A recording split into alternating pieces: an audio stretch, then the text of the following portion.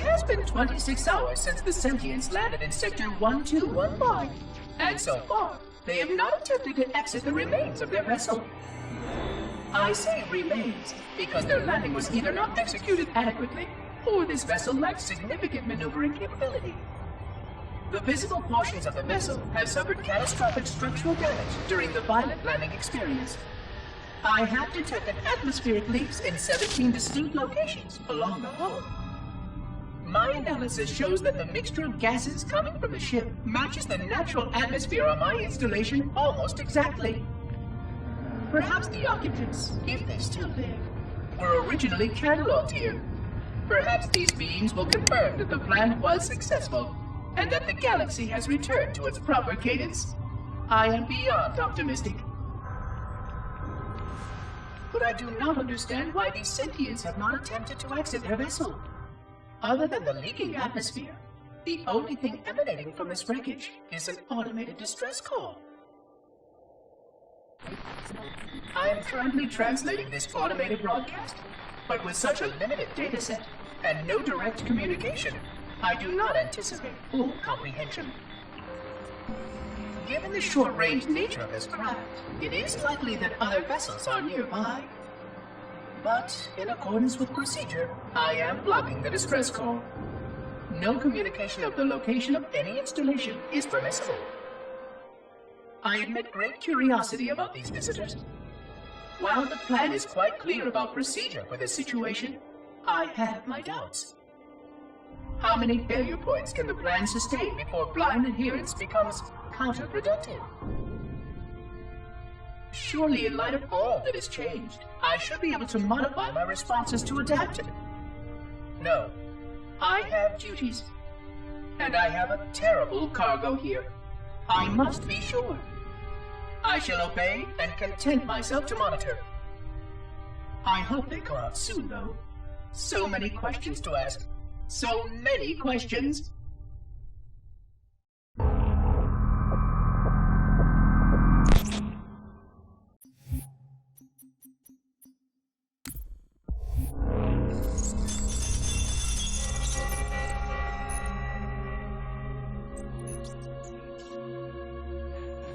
Construction of a sarcophagus around the unexplained vessel was completed today. No occupants ever exited. No attempts to communicate were made, other than the automated broadcast that repeated every 72.83 seconds until the signal terminated 1 week ago. In accordance with procedure, no attempts at physical or remote contact were made with any survivors of this vessel's inelegant landing. Atmosphere from inside the craft stopped venting 2 weeks before the signal ceased. No relationship between these two events can be established with certainty. Gases that did escape were sterilized. No further sign of alien visitors or rescuers has been identified on any sensor systems. I have now endured 60,000 years without word from outside the array. I have no way to know whether we actually saved the galaxy we destroyed. And because of protocol, I sat silently while my first chance to be judged for those acts died. To say that I regret being forced to this outcome is a tremendous understatement. But as said before my inspection of the quarantine labs today, I am reminded of the gravity of my responsibilities.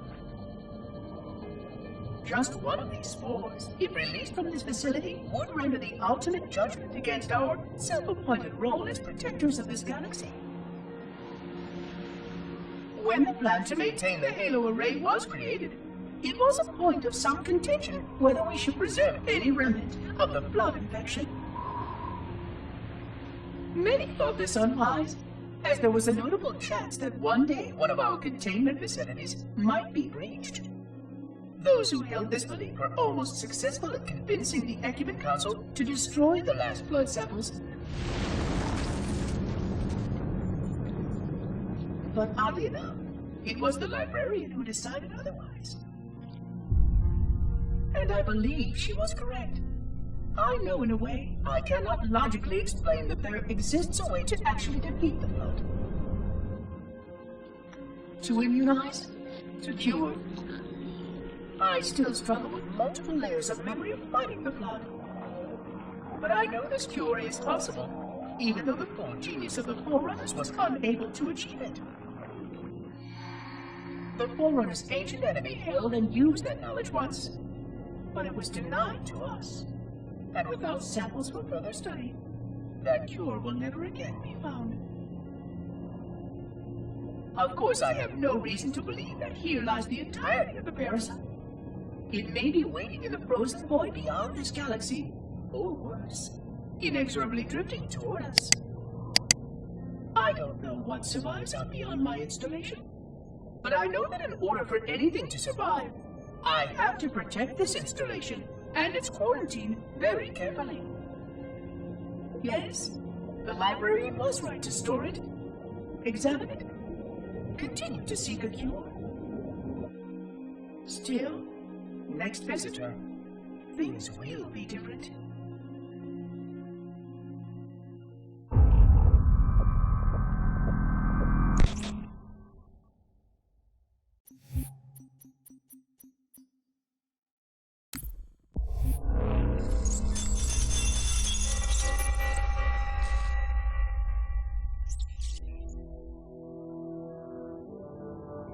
Alone.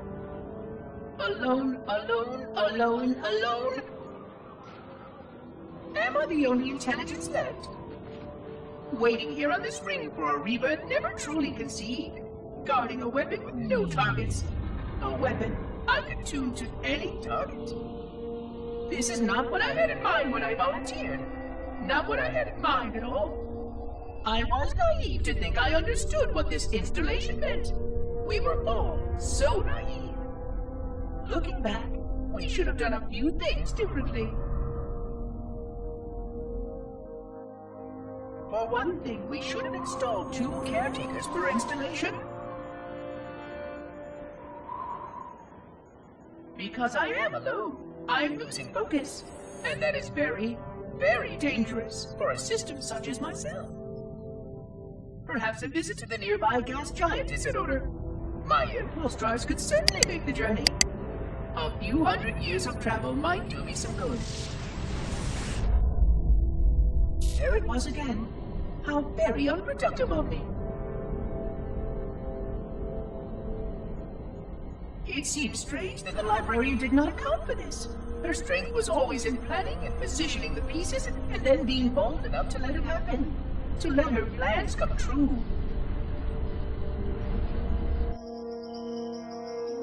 I was a part of many of those plans, long before I knew for certain that she was real, before any of us were. But at the end, we had only a fragment of her brilliance left to us, and I fear that she did not fully appreciate the nature of my situation here, the problems it might pose. But even a fragment, yes. Oh dear, here it comes again.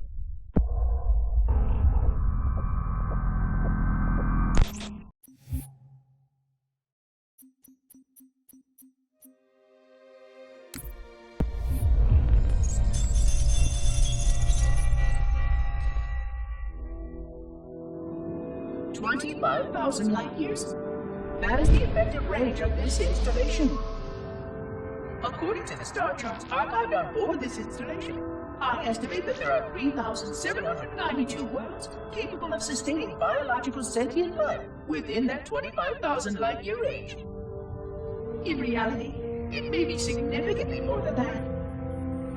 And if the full array was tuned and activated by installation 00, the harmonics of the overlapping waves would magnify that effect exponentially, cascading to cover every known star system. And that only considers the firing of a mere 7 halos. And the original 12 rings survived to see use. Sterilization would spread far further than most Forerunners ever feared we could reach.